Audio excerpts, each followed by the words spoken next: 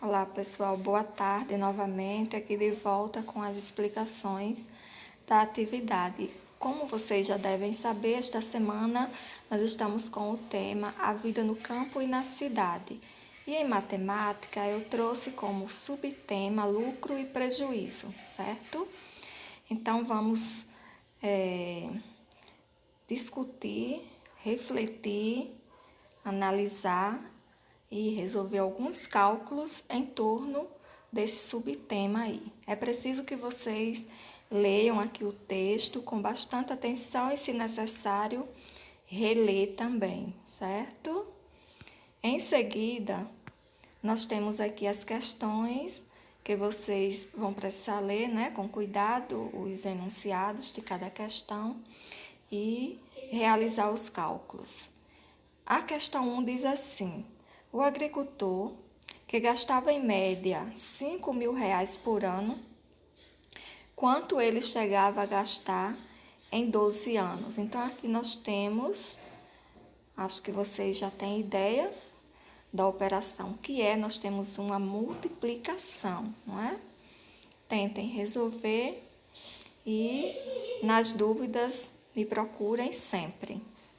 Letra A, escreva esse valor por extenso. Então, o valor que vocês encontrarem aqui, que no caso vai ser o produto, vocês vão escrever por extenso. Letra B, calcule metade desse valor. Então, vocês lembram lá dos anos anteriores que para calcular metade de qualquer valor, nós dividimos por 2, não é? Então, é isso que vocês vão fazer. Questão 2. O valor recebido pelo sítio deu para pagar a casa da cidade? Ainda sobrou quanto? Então, vocês vão ler o texto, novamente vão ver lá o valor que custou a casa na cidade, vão comparar com o valor recebido pelo sítio e vão ver se deu para pagar a casa ou não. Se deu, se ainda sobrou, quanto sobrou. É preciso fazer essas anotações. Número 3. O número 3, aqui, nesse caso, o agricultor tinha lucro, no caso, teve lucro ou prejuízo. E esse valor é positivo ou negativo? Gente, nós aqui estamos falando, no caso, das despesas anuais. Se ele tinha lucro ou prejuízo, porque vocês vão ver no texto qual era o valor, o gasto dele em média por ano, certo? Se o seu gasto era maior que o seu lucro, então ele não tinha lucro nenhum nesse caso, ele tinha prejuízo, entendeu? Então é preciso ler o texto com atenção para responder aqui essa questão.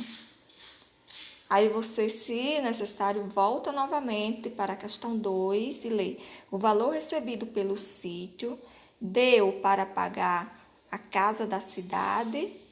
Ainda sobrou? Quanto sobrou? Volta novamente para a questão 1.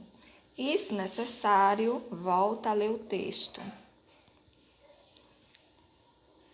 A questão 4. Em 5 anos, qual foi o saldo desse agricultor? Se ele conseguiu guardar todo o salário que recebia. Então, aqui novamente vocês vão precisar voltar ao texto e ver o valor do salário dele. Então, ele guardando todo o salário que recebia, mais a quantia que sobrou da venda do sítio. Vão ver aí a quantia, quanto que sobrou, e vão saber aí quanto ele conseguiu guardar. E aqui, o número 5, nós vamos fazer comparação. Nós temos aqui o gráfico mostrando a agricultura camponesa, como é que se dá, todo o procedimento, o que é que acontece, e o agronegócio. Então, eu coloquei aqui abaixo da tabela Vocês vão preencher essa tabela, volto já com vocês. Aqui nós temos o informativo sobre o que é agronegócio e o que é agricultura camponesa, tá certo? Então, espero que vocês possam diferenciar, possam entender, porque o agronegócio diz respeito a todas as atividades econômicas que se relacionam com a produção e comercialização, quer dizer, se produz para vender, para comercializar, para mover o comércio.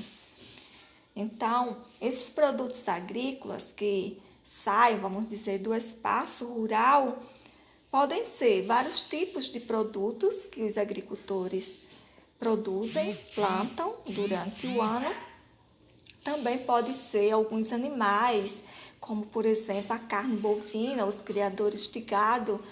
Existem alguns agricultores que, além de plantarem alguns produtos, também criam para comercializar, criam alguns animais. Então, também pode se referir a esse aspecto aí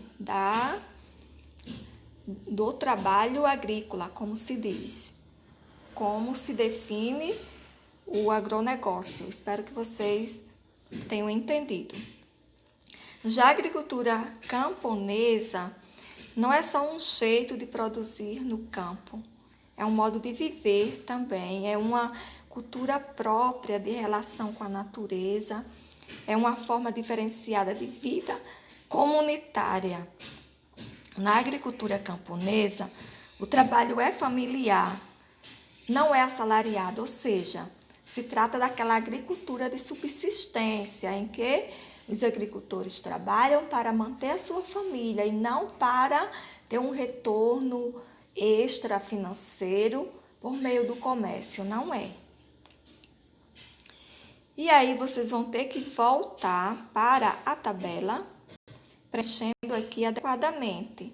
Então, vocês vão ver aqui os percentuais apresentados com relação a os vários aspectos, tanto da agricultura camponesa quanto do agronegócio, certo?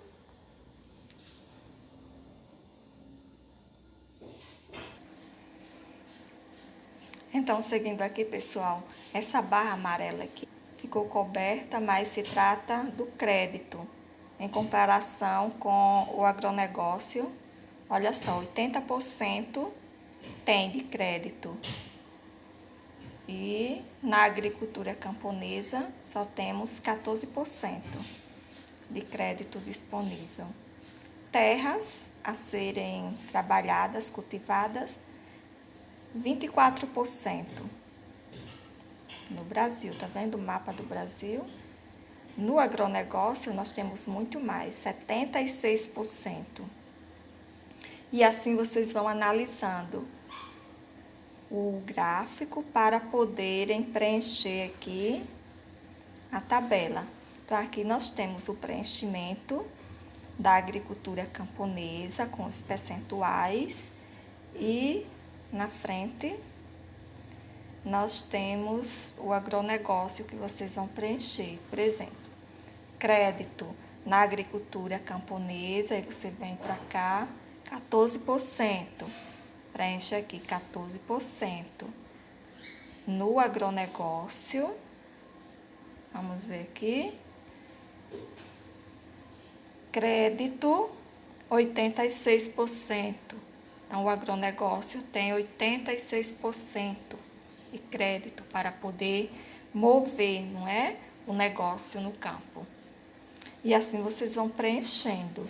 Qualquer dúvida, vocês me perguntem. Então, eu orientei vocês anteriormente, aí quando eu postei a atividade, para que vocês pudessem fazer essa atividade até essa questão aqui. E agora vocês vão responder também a letra B, depois de preencherem a tabela. Conforme dados apresentados no gráfico, o que é mais vantajoso? A agricultura camponesa ou o agronegócio? Então, na sua compreensão, é melhor você trabalhar na agricultura camponesa, nesse sistema aqui, nesse modo de fazer agricultura, de mover os produtos, a produção agrícola no espaço rural, dessa maneira, trabalhando com a agricultura dessa forma, agricultura camponesa, ou é melhor trabalhar no agronegócio? Aí vocês vão só analisar e responder. Do 6 para baixo, vocês vão responder na próxima semana. Aí eu coloco em seguida, eu coloco as explicações. E quem quiser já resolver antes também, se tiver dúvida, me procure, mas eu vou explicar a questão 6, 7 e 8, certo?